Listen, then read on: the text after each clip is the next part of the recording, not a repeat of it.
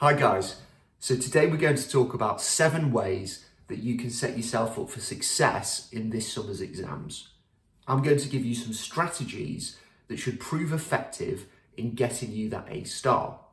Now, that doesn't mean it's going to be easy, it doesn't mean there isn't going to be work involved, there's going to be a lot of work involved, but if you consistently follow these 7 tips, I'm confident you'll put yourself in the best position possible to achieve that top grade. Now, if you get an A star in one of your chosen subjects, that's going to put you in the top 10% of students across the country. It's an amazing achievement and one that will last with you for a lifetime. You'll be proud of it forever. But don't put so much pressure on yourself to the point that it will devastate you if you don't achieve that goal. Now, what do I mean by that? What I mean is you can't control what questions are going to come up on the day. It might just be that your weakest areas all come up. It might mean that other students, by chance, tend to do better in those areas, so don't beat yourself up if you don't get that A star. One thing I will always tell my students to do is to strive for the absolute best results they possibly can.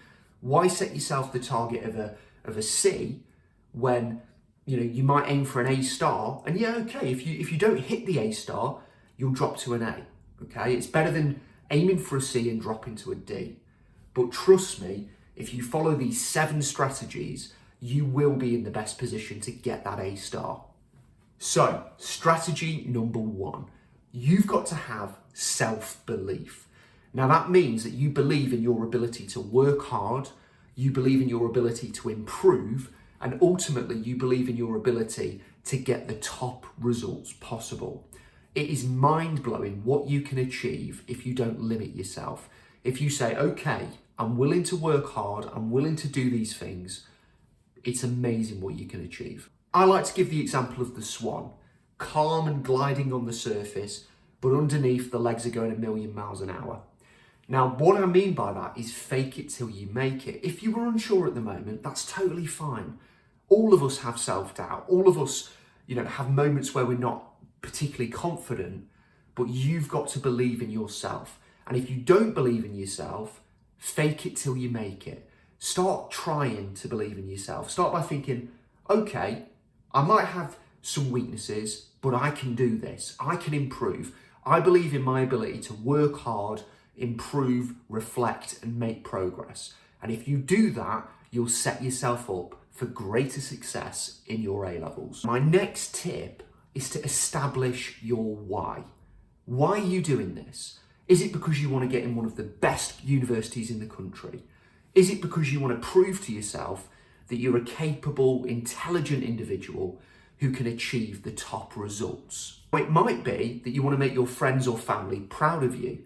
Now that's great as a smaller element of this, but primarily your reason why should be for yourself. It should be for your own achievement, your own confidence, your own personal growth. That's going to be the strongest reason why to do this. Now, while you're establishing your why, think about your values as a person. Do you value friendship, kindness, self-improvement, progress, learning? Think about all of these values. You can do a quick Google search about positive values to have as a person. Myself, I value learning, I value mutual respect, and I value self-respect. They're 3 of my key foundational values. And I would align those to whatever goal I'm pursuing to give my why strength, to give it purpose, to give it meaning. Okay, so you've fostered the mindset.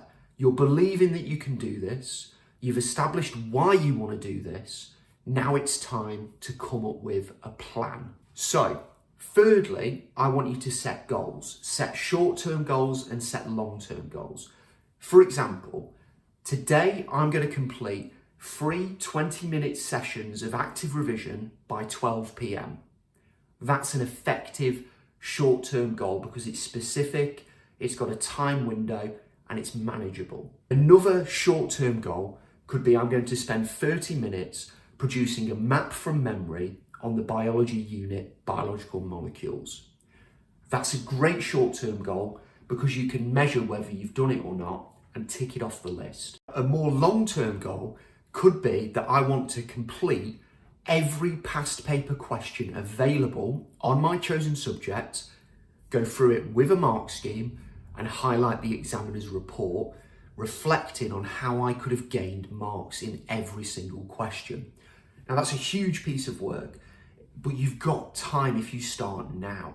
So set a short-term goal, set a long-term goal, and let's start working towards it. Now, one final thing on point 3, setting goals, is I want you to look at all of the topics that could come up in your exam and red, amber, green them. Red being the ones that you struggle with the most, amber being the ones that you're 50-50 on, and green being the ones that you're fairly confident on and won't require as much revision. Now, once you've done that, you've got a prioritized list of topics to cover, and you'll know what to do in step 4 when it comes to planning. Step 4 is to plan every day from now till the exam. I want you to block out non-negotiables. If you've got a part-time job, if you've got family commitments, if there's unavoidable things you need to include. And I want you to establish what is your free time, okay? Is it evenings? Is it mornings? But be realistic with this. It's got to be non-negotiable free time you can dedicate to the pursuit of excellence, to the pursuit of getting this A star. Now, in the links below, I'm going to share a revision timetable you can just use to plan out the weeks leading up to your exam. So fill it in, make sure it's realistic and achievable, because that's one of the most important things. I want you to set your goals at the top, set your vision at the top, and use this to organize yourself and focus your efforts. And that will really set you up for success in the lead up to these summer exams. What has been released recently is advanced information on the exams. So what I want you to do while you're building this plan is to take that into account. Prioritize the areas that are definitely going to come up in the exam. Prioritize the areas that are going to take up the majority of the exam papers, because that's where you're going to get the most kind of bang for your buck with your revision. A minute spent on a key area is worth 2 minutes spent on a non-essential area. But also with that, remember your red, amber, greening of the topic areas. Make sure that that is taken into account as well. So for example, if it's the biggest unit of an exam and it's red, that's right at the top of your revision list.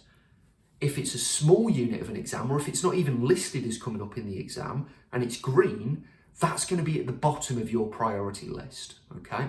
There's only so many hours in a day, and to get an A star, to put you in the top 10% of students across the country, we've got to use the next couple of months wisely. So step number 5, it's time to adopt a growth mindset. Now, what do I mean by that? Well, a growth mindset is someone who sees criticism as an opportunity for progress, as someone who sees a failure as an opportunity for growth, okay? Now that contrasts with a fixed mindset where criticism is seen as a personal attack, or a failure is seen as damning you as a person. We need to move away from that and move towards continual progress and searching for excellence. So, for example, you may look through your assessments or your marked work from your teacher, and you may see that your exam technique needs work. That's brilliant. You've identified something you can improve on. That's an example of a growth mindset. Here's an idea that I can improve on, so I'm going to do X, Y, and Z to improve upon it. And all of these ideas we're discussing in the video today, okay? So coming up, we've got the next steps, 6 and 7, which should really help embed this. Now, step 6 is consistency and adherence. You can have the best plan ever devised, but if you don't stick to it consistently over the next few months, it doesn't matter how good the plan is, because you haven't stuck to it. Now, what I want you to do is take your goals, take your plan, take your mindset of having a growth mindset, and apply that consistently day in, day out. Hit those targets in the morning, hit those targets in the afternoon and evening on a daily basis. And if you do that for 3 to 4 weeks, you'll have built up a habit. And from there, it will get easier and easier to stick to your plan and make those levels of progress that will put you in the top 10% of students performing across the country. Now, I cannot overemphasize the importance of adherence. If you're not sticking to this plan, it's not going to work for you. And trust me, if you can do this, if you can stick to it, just for these next few months, you will have an achievement you will be proud of for the rest of your life. So let's do this, guys. Now, my final step, number 7, is intensity. You've got to approach your studies like you mean business. Now, what do I mean by that? I mean doing active rather than passive revision, okay? So rather than copying up notes you've already written, take notes you've written, cover them up, and do a brain dump. Try and write down everything you can remember about that topic from memory, because that's going to activate your brain far more than passively copying something out. Then check against your notes what you've missed, get out a textbook and see if there's any extra information you could have included, and repeat that process at a later stage. Now, another idea that I absolutely love is the concept of what I call a power hour, which is to find a past paper question on a given topic, revise it for 20 minutes, then complete that question, closed book, okay, based on the revision you've done. Then once you've done that, take a mark scheme, correct it, add improvements, and work on what you need to do next, and write down a target from that exam question you're going to work on in your next study session. I can't stress the importance of active revision and intensity when it comes to preparing for your exams and getting that A star. Now, if you're using active revision techniques, and the list is huge for those, so I could make a completely separate video on that. Let me know in the comments if you'd like that. But choose a few activities that work for you and apply them with that intensity. Now, an example I like to give my students is imagine passively copying something out from a textbook, similar to going to a gym and walking slowly on a treadmill, okay? Now take brain dumps and power hours, or Lightner flashcards, or whatever system you're using, and imagine that as sprinting as hard as you can on a treadmill. Who's going to get better results? Who's going to elevate their heart rate more? Who's going to build up their aerobic capacity, build up their fitness, their muscular strength in their legs? Who's going to get those results? Now apply that to your revision. Copying notes out from a book may look like you're busy, okay? From the outside looking in, it might look like you're working hard, but you're not. You're coasting. You're being very passive, and that's not going to get you an A star, okay? So we need to address that. As part of your plan, I should mention, once you've done an intense active revision session, part of that consistency and part of that plan is to then revisit it at a later stage. So let's say you've identified a topic as high priority because it's coming up on the exam, it's red, on your planner in terms of your confidence on that subject. You've done a session on it, you've done a power hour, you've done a map from memory, you've done a Lightner flashcard on it. You've boxed it off for the week. Make sure you plan to come back to that in a couple of weeks' time to really reinforce the learning. So, step 1 is to work on self-belief. Believe that you can make the progress necessary to get that A star. Step 2 is to establish your why. What are your fundamental values that will mean working hard is going to be worthwhile? Number 3 is to plan for progress, plan for success, get a revision plan, make it realistic, make it specific. Step 4 is to set targets and make sure those targets are short-term and long-term, but also that they're specific, measurable, and you give a time frame for them. So to summarize, number 1, you've got to believe you can do this. Number 2, you've got to establish your why. Make it meaningful. What are your values? Why are you putting in all this work? Number 3, you've got to set goals, short-term and long-term goals that are specific, measurable, and with a time frame. Step 4 is to plan every day from now till the exam. Have a countdown till that exam with your goals, with your values, with your reason why, every single day what's coming up for the exam. Number 5 is to adopt a growth mindset. Continually look for improvement, look for progress. Don't take criticism or failure as a negative. See it as a catalyst to move you forward. Step 6 is to be consistent and to adhere.